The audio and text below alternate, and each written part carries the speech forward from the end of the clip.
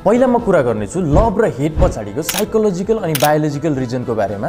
जब हामी प्यारमा होइन्छौँ त्यति बेला चाहिँ हामी आफूले आफूलाई दुनियाँको सबैभन्दा खुशनसिब इन्सान महसुस गरिन्छ। त्यो सिर्फ इमोसनल फिलिङ मात्रै होइन, त्यो एउटा साइकोलोजिकल अनि बायोलोजिकल प्रोसेसको रिजल्ट पनि हो।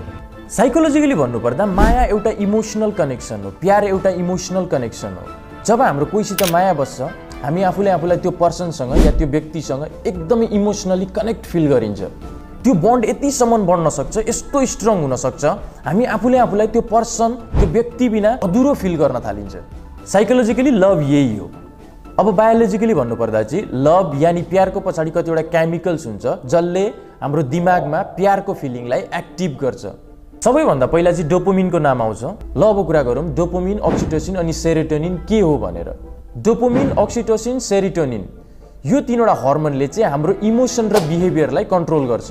डोपामिनलाई चाहिँ फिल गुड हर्मोन पनि भनिन्छ।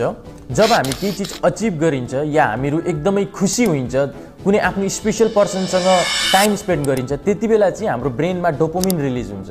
यसले चाहिँ हामीलाई एकदमै खुसी महसुस गराउँछ अनि त्यही काम गर्नको लागि अझै प्रोत्साहित गराउँछ।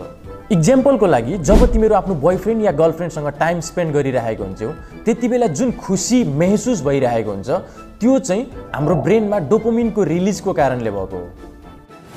अब कुरा गरौँ अक्सिटोसिनको बारेमा। यसलाई चाहिँ बन्डिङ हर्मोन पनि भनिन्छ। जब तिमीहरू आफ्नो पार्टनरसँग फिजिकल कन्ट्याक्टमा हुन्छौ, जस्तै सेक्स, हग, किस एक्सेट्रा, त्यति बेला चाहिँ अक्सिटोसिन रिलिज हुन्छ। यो हर्मोनले चाहिँ तिमीहरूलाई आफ्नो पार्टनरसित इमोसनल कनेक्सन महसुस गर्न, फिल गर्नका लागि मद्दत गर्छ। अब कुरा गरौँ सेरोटोनिनको बारेमा। सेरोटोनिनले चाहिँ हाम्रो मुडलाई